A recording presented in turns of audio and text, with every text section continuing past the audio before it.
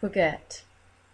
He sits, staring out the window, silent for the first time in weeks. They back out and close the door, taking their whisperings to the corridor.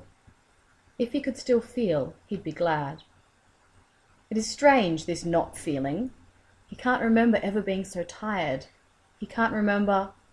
But no, that's just it. He can't remember. Remember what? What?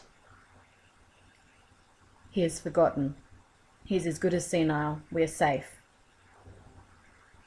Not all the memories are gone, of course. He knows the building in which he now lives is some sort of aged care facility.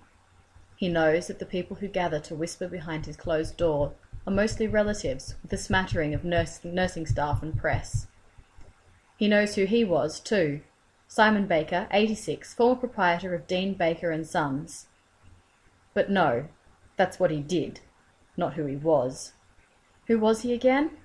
He can't remember. Remember? What? He is the last. I promise you we are safe now. He cannot, will not remember. But what if he does? The mind wipe was complete. He remembers nothing. It will not happen again. He scratches idly at his temple and feels as though he's chasing an idea that used to live there that now he can't recall. Story of his life these days. The nurse comes in and deposits his lunch on the table, leaving without a word. It might be sad if he could feel sad, but he is used to it. Used to the silence they've locked him in, both inside and out. No one talks to him now. They're polite, deferential, but silent. And in his head, where he's quite sure there used to be thoughts, see, here in his diary he wrote things. He must have had these thoughts in order to write them down.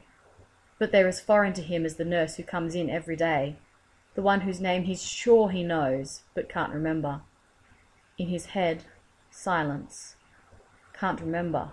Remember? What? And in this room is Mr. Simon Baker. You may have heard of him. He's our most famous patient. Is he sick? No, little girl, he isn't sick. He's just old and fragile. There's nothing really wrong with him, but if we let him out, he might hurt himself. He can't remember, you see. Can't remember what? Anything.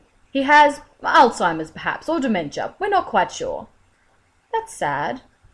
It is a little, but he can't remember, you see, so he can't feel sad, so it's all okay.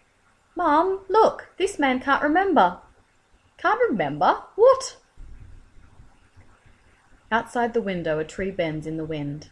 It stirs a pleasant feeling in his chest, and he's struck with the nagging sensation that he used to know the word for this. Once, when he was alive.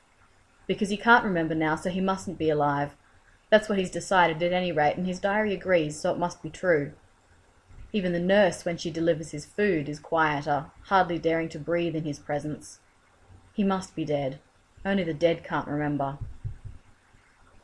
How's he doing? Okay, I think. It's hard to know, he doesn't say anything.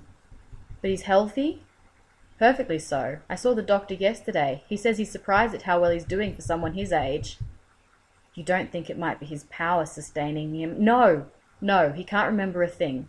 The mind wipe was complete, and it was his mind that controlled his body. If he can't remember, he can't think about it, and if he can't think about it, he can't do it. No, we're safe. Yes, I know. But is he? The exhaustion seems to be deepening, even though physically he feels fine. It might even be strange, this feeling of his, but he can't remember what normal is, so maybe everything is normal. Maybe not remembering is normal. Maybe this cotton wool of living death is, after all, normal. Maybe he never remembered. Maybe he only dreamed of remembering. Maybe no one remembers. And in major headlines, Simon Baker, last remaining power, died in his nursing home today. While our hearts go out to his grieving family, by all accounts this was not unexpected. Rumours say that in his last few months he contracted some form of mental degeneration, and his failing memory was the reason for the sudden loss of his powers. Although any loss is tragic, I think we can all agree that we will sleep more soundly in our beds at night, knowing that there were no longer any powers left in this world. He lay in the coffin, still. His heart beat so slowly it might as well have stopped. His mind moved glacially. But for all that, this was no worse than anything he remembered. And now he remembered. He remembered powers clashing high in the sky, the ensuing storms destroying the earth below. He remembered war with her flashing red eyes and peace with eyes of mercy. And he remembered himself. Memory.